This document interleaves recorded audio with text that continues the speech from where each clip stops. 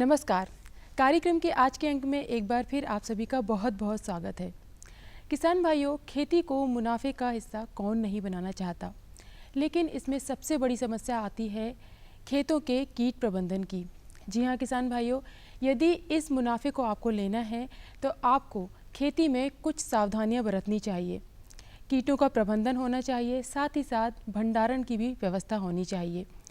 जी हाँ, आज इसी विषय पर हम चर्चा करेंगे, लेकिन अभी समय हो चला है समाचार का। तो चलिए कार्यक्रम की शुरुआत करते हैं खबरें खेती और मंडी भाव से।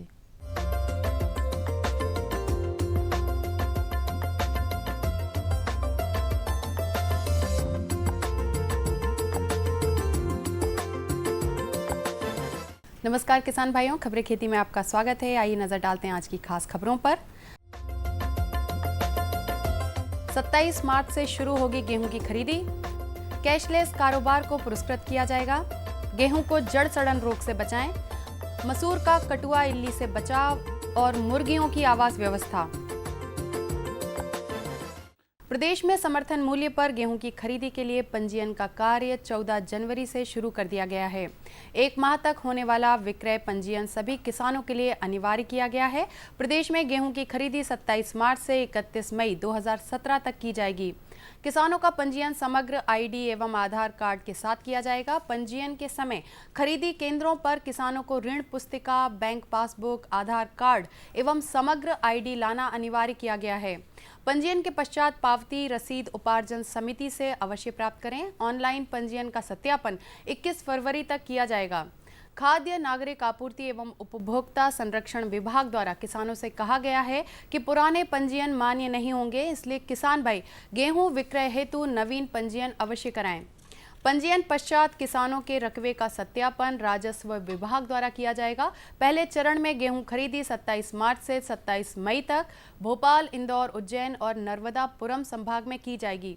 दूसरे चरण में 3 अप्रैल से 21 मई तक ग्वालियर, चंबल, जबलपुर, रीवा एवं शहडोल संभाग में की जाएगी।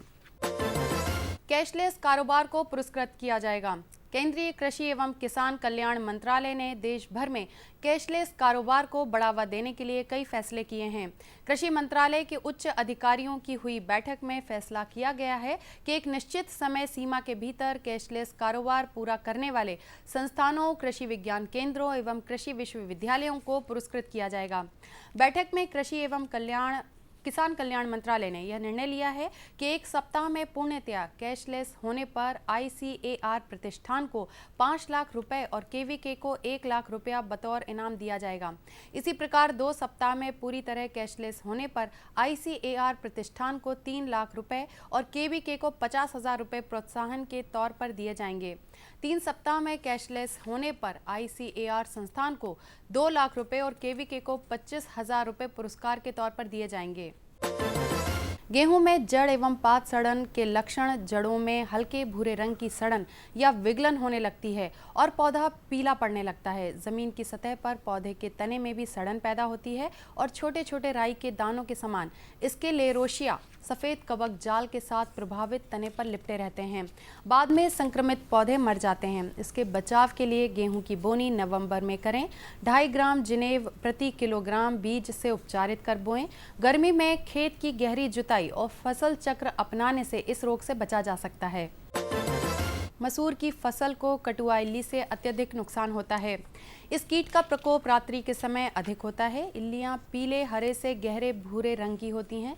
इल्ली पौधों को रात्रि के समय जमीन की सतह से काटती हैं और उगते हुए पौधों को अथवा बढ़ती हुई शाखाओं को काटकर नुकसान पहुंचाती हैं।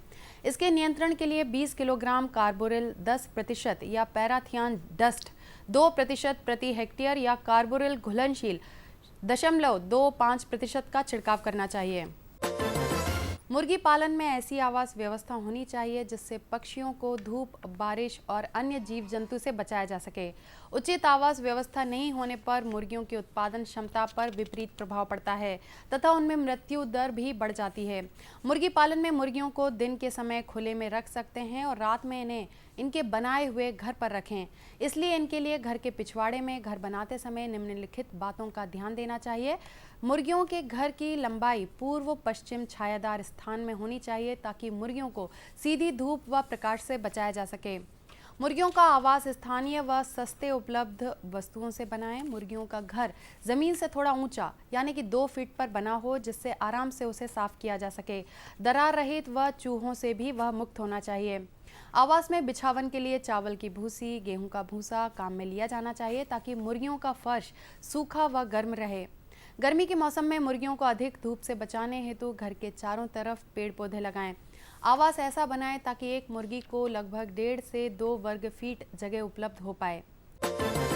तो किसान भाइयों, खबरें खेती में फिलहाल इतना ही, और चलते चलते एक नज़र डालेंगे आज के मंडी भाव पर, और साथ ही मुझे दीजिए आज्ञा। नमस्कार।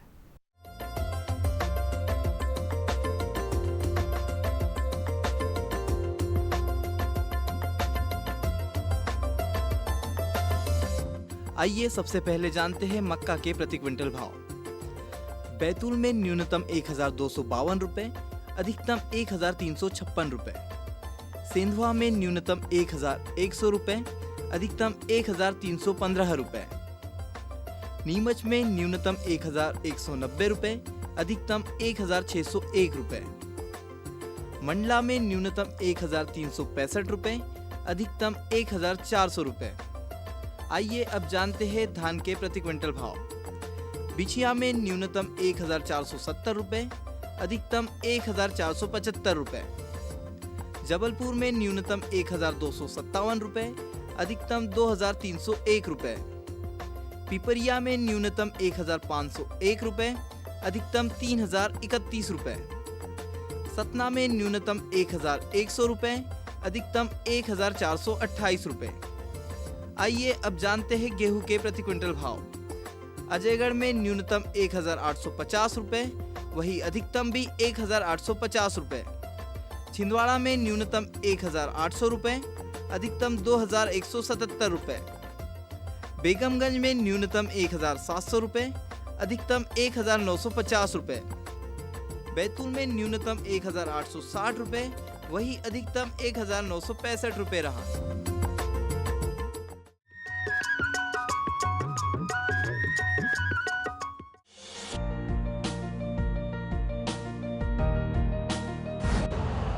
यूरिया का स्वदेशी उत्पादन 70 लाख टन बढ़ाने के लिए 6 उर्वरक संयंत्रों का उद्धार किया जा रहा है।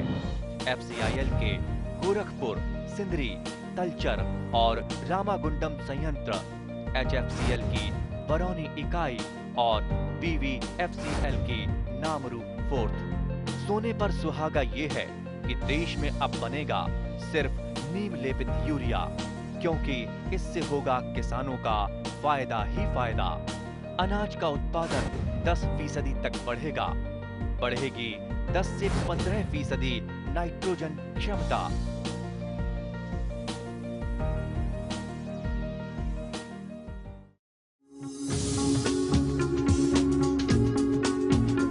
कश्मीर से केरल, अरुणाचल से गुजरात, कहानी जिंदगी की हो या खेती की हो बात, देश के हर रंग की बात राज्यों की। सोमवार से बुधवार शाम 5:20 पर। डीडी किसान, बदलते भारत की शान।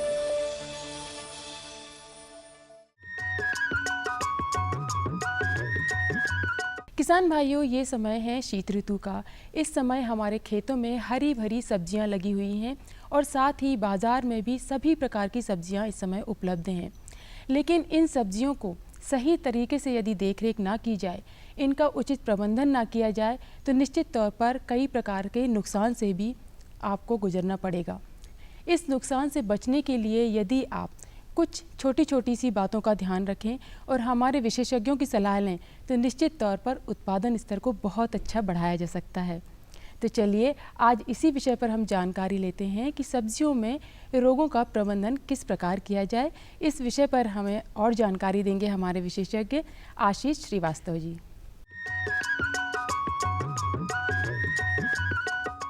नमस्कार किसान भाइयों, जैसा कि आप सभी जानते हैं, शरतकालीन मौसम में हमारे सभी किसान भाइयों के यहाँ काफ़ी सब्जी वर्गीय फसलें जो हैं लगी होती हैं। इनमें मुख्य रूप से जो हमारे किसान भाई लगातार सब्जी लगाते हैं, इसमें मिर्च है, टमाटर है, बैगन है, आलू है, कद्दू वर्गीय फसलें हैं और गोभी वर्गीय फसलों की खेती हमारे किसान भाई बहुता कर रहे हैं। और सबसे अच्छी बात यह है कि हमारे किसान भाई उन्नत तरीके से खेती करके काफ़ी अच्छी पैदावार ले रहे हैं। लेकिन ऐसा देखने में आ रहा है कि मौसम के परिवर्तन से फसलों में कई प्रकार की बीमारियों का प्रकोप देखने को मिलता है, जिससे कि पैदावार में काफ़ी कमी किसान भाइयों के यहाँ आती है। चूँकि रोगों की पहचान करना इतना हमारे किसान भाई आसान नहीं है। कीड़ों को तो किसान भाई देखकर नियंत्रण कर देते हैं, लेकिन रोगों की पहचान करने में हमारे किसान भाइयों को दिक्कत आती है। और यदि एक बार रोग फसलों पे आ गए तो फिर फसलों को बचा पाना काफ़ी कठिन हो जाता है। तो किसान भाइयों, अगर हम बात करें कि शरदकालीन सब्जी वर्गीय फसलों में कौन कौन से रोग आते हैं और उनका हम प्रबंधन कैसे करें, तो मुख्य रूप से अगर हम बात करें शरदकालीन मौसम में जो है भभूतिया रोग का प्रकोप बहुता जो है सारी सब्जी वर्गीय फसलों में देखने को मिलता है।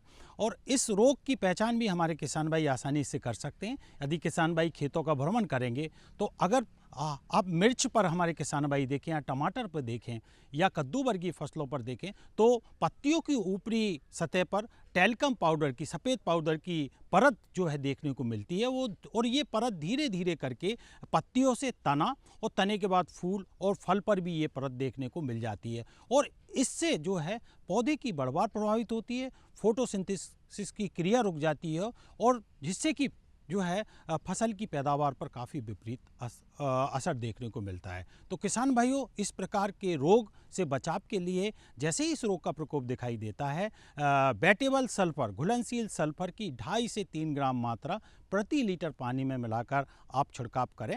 इसके अलावा कैराथियान भी एक दवा आती है जिसकी कि 1.5 से 2 ग्राम मात्रा प्रति लीटर पानी में मिलाकर हमारे किसान भाई छिड़काव करके इस रोग से जो है बच सकते हैं। इसके अलावा मुख्य रूप से जो है मिर्च में और बैगन में एक और प्रमुख बीमारी देखने को मिलती है। अगर मिर्च की बात करें तो मिर्च में चुर्रा मुर्रा रोग का प्रकोप बहुता देखने को मिलता है। और बैगन में बात करें तो बैगन में लिटिल लीफ जो है कि छोटी पत्ती वाला रोग बहुता देखने को मिलता है। इस रोग में जो है पत्तियां जो है आपस में, एक तो पत्तियों का आकार बहुत छोटा हो जाता है और पत्तियां आपस में मर जाती थी और पौधे जो है अगर फल लग रहे हैं तो फल भी जो है मुड़ जाते हैं और अनियमित आकार के जो है फल हो जाते हैं। और जो है जगह जगह वो जो है बंच गुच्छा जो है देखने को मिलता है। और ये जो बीमारी रस चूसक कीटों के माध्यम से एक पौधे से दूसरे पौधे पर जो है फैलती है। इसके बचाव के लिए किसान भाई इस प्रकार के रोग ग्रसित पौधों को पहले तो खेत से उखाड़ कर बाहर कर दें। और चूंकि यह रोग कीड़ों के माध्यम से फैलता है तो कीट नियंत्रण भी यहाँ अत्यंत आवश्यक हो जाता है। और इसके लिए जो है सिस्टमेटिक कीटनाशक दवाएं का प्रयोग करें, जिसमें इमीडाक्लोरोपिड जो है 3 ml दवा प्रति 5 लीटर पानी में मिलाकर हमारे किसान भाई इसका प्रयोग कर सकते हैं। जो किसान भाई जैविक कीटनाशक पर जाना चाहते हो, नीम से बनी कीटनाशक दवाओं का भी हमारे किसान भाई प्रयोग करके इस प्रकार के कीड़ों से भी बच सकते हैं। साथ में चूँकि रस चूसक कीट कई प्रकार की बीमारियों को फैलाते हैं, साथ में जो है कीड़े भी जो है रस चूसकर जो है पीलापन लाने का काम करते हैं, जिससे कि पौधे की बढ़वार प्रभावित होती है। तो किसान भाई सब्जी वर्गीय फसलों में मुख्य रूप से येलो स्टिकर ट्रैप जो है पीले चिपचिपे ट्रैप का प्रयोग भी हमारे किसान भाई कर सकते हैं। इनकी जो संख्या है वो है 4 से 5 प्रति एकड़ जो है लगा दें। और इसमें जो है जो पीले चिपचिपे ट्रैप है इसमें जला हुआ ग्रीस लगा देते हैं और इनको पूरब से पश्चिम दिशा की तरफ रखते हैं, ताकि सूर्य की रोशनी पड़ती है तो जो सूर्य की रोशनी की जो किरणें रिफ्लेक्ट होती हैं उससे जो है रस चूसक कीट आसानी से आकर्षित होते हैं और उस पर जाके वो चिपक जाते हैं। तो इस प्रकार ये उपाय भी काफ़ी मददगार जो है कीड़ों के नियंत्रण में साबित हुआ है। साथ में किसान भाइयों, जो अगर हम आलू भी हमारे किसान भाई बहुता मात्रा में लगाए, आलू में मुख्य रूप से झुलसा रोग का प्रकोप जो है देखने को मिलता है। और झुलसा 2 प्रकार, अगेती झुलसा और पिछेती झुलसा।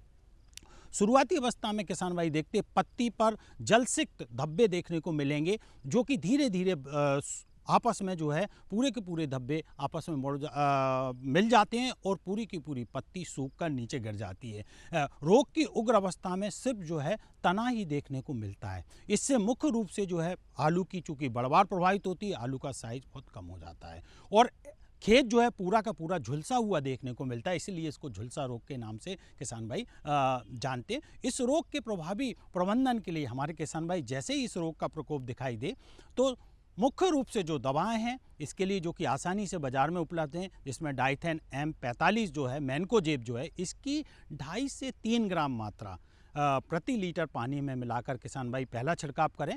और दूसरा जो छिड़काव है वो कॉपर ऑक्सीक्लोराइड 50% जो दवा है, इसकी लगभग 7 से 10 दिन के अंतराल पर ये 2 छिड़काव करने से इस रोग का भी प्रभावी जो है नियंत्रण किया जा सकता है। इसके अलावा एक और प्रमुख जो समस्या सब्जी वर्गीय फसलों में देखने को मिलती है वो है एक मोजेक रोग। और इस मोजेक रोग में मुख्य रूप से जो है पत्तों पर छितरे पीले रंग के जो है धब्बे दिखाई देते हैं। और ये धब्बे जो है दिखते हैं, धीरे धीरे ये धब्बे आपस में मिल जाते हैं और पूरा का पूरा पौधा जो है पीला पड़ जाता है। और ये जो है प्रमुख समस्या हमारी सब्जी वर्गीय फसलों की है।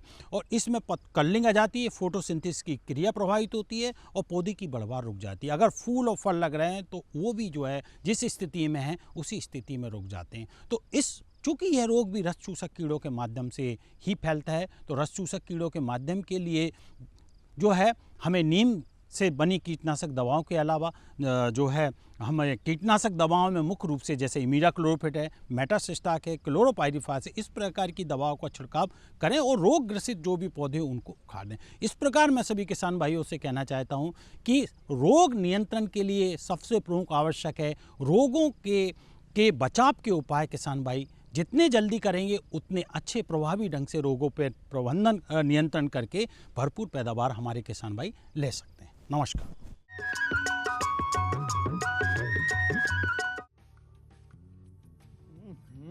सब्जी में मसाला ज्यादा है। कितनी बार कहा है कि जितनी जरूरत हो बस उतना ही डाला करो। अरे मुझसे तो ऐसा कभी कभार होता है। और तुम जो हमेशा खेत में अनाप शनाप कीटनाशक डालते हो उसका क्या? ठीक ही तो कह रही है बहू। देख, खेत में उतनी ही दवा डाल जितनी जरूरत हो।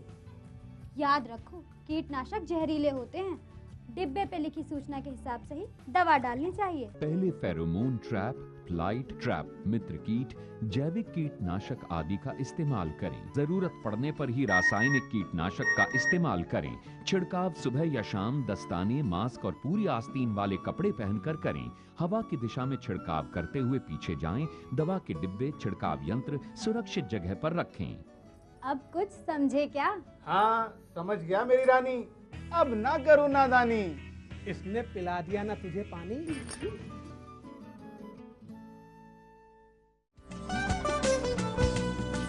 कौन कौन सी हैं सरकारी योजनाएं? कैसे उठाएं इनका लाभ? जानिए अपने गांव का हाल। देखिए चौपाल चर्चा, सोमवार से शुक्रवार सुबह 9 बजे। डीडी किसान, बदलते भारत की शान।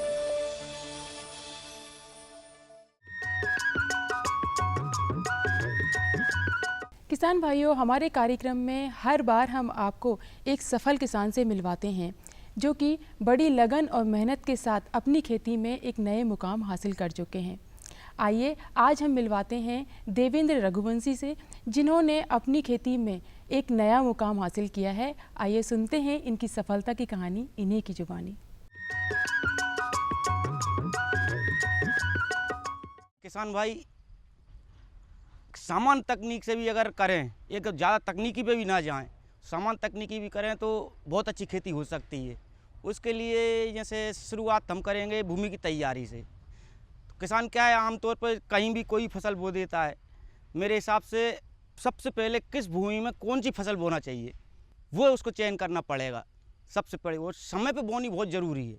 हमने आमतौर पर देखा है कि हम 15 अक्टूबर से रबी की फसल बो देते हैं और कोई दिसंबर में भी बोता है, तब भी वो उसकी कटने की अवस्था लगभग बराबर रहती है। हमेशा टाइम पे बोनी करना बहुत उचित है। 15 अक्टूबर से 15 नवंबर ऐसे रबी की खेती होना है, मतलब बुआई होना है, मतलब होना है। उस हिसाब से हम करें तो बहुत अच्छा रहेगा। दूसरी बात, हमारे क्षेत्र के हिसाब से कौन सी फसल, कौन सी वैरायटी लेना है, ये हमको बहुत ज़रूरी है। जैसे कि हमारे विदिशा क्षेत्र में उकटा की बहुत समस्या आती है, चने में, मसूर में, तो उसे हमारे उकटा निरोधी जातियाँ लेना है, जैसे JE 63 है, ये चीज़ें लें तो हम बहुत अच्छा पैदावार ले सकते हैं।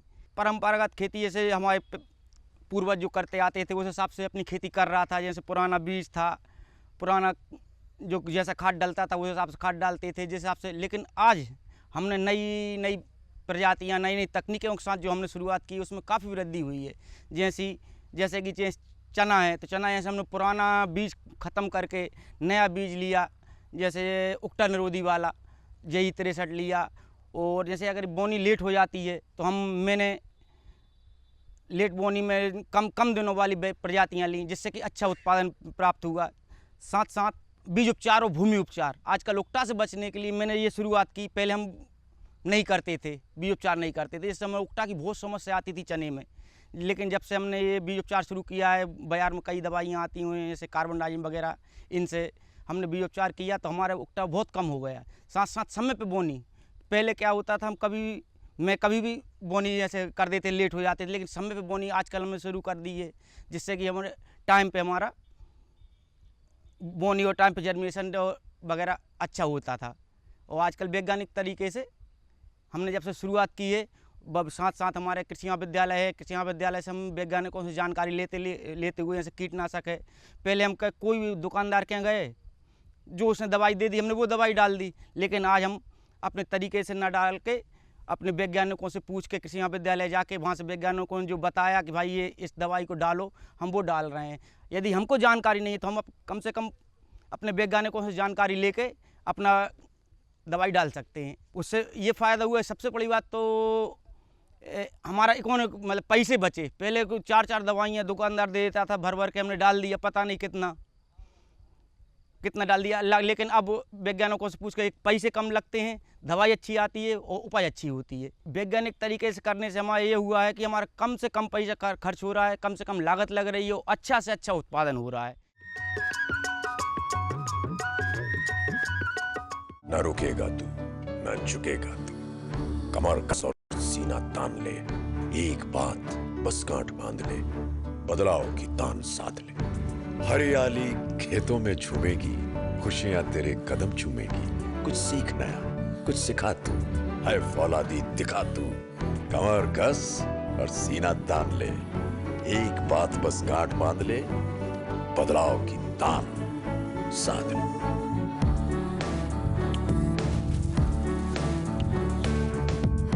दूरदर्शन किसान, छेड़ो बातें बदलाव की। पशु नहीं अभिमान है, किसान भाई की शान है, आय का है माध्यम, परिवार का सम्मान है। पशुपालन पर आधारित विशेष प्रोग्राम हमारा पशुधन, गुरुवार और शुक्रवार शाम 5:30 पर। डीडी किसान, बदलते भारत की शान। मुद्दा 1, खरीफ की फसल का मतलब ही यह है कि भाई जो मानसून की बारिश होगी उसी पे ये फसल जो है आगे चलेगी। राय अनेक, फसलों का और प्रजातियों का चुनाव सही से करें। विषय विशेष पर होगी जमकर बात। कैसी भी परिस्थिति आएगी तो किसान डटा रहेगा, किसान डटा रहेगा तो देश के लिए अन्न पैदा होता रहेगा। देखिए विचार विमर्श शुक्रवार शाम 7:30 पर। डीडी किसान, बदलते भारत की शान।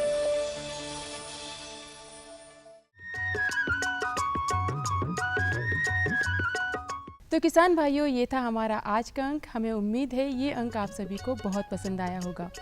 आज के अंक में हमने देखा कि किस प्रकार सब्जियों में रोगों का प्रबंधन किया जाए, साथ ही हमने आपको मिलवाया एक सफल किसान से। ऐसी ही जानकारी लेकर हम अगले अंक में भी उपस्थित हुए होंगे। तब तक के लिए मुझे आज्ञा दीजिए। नमस्कार।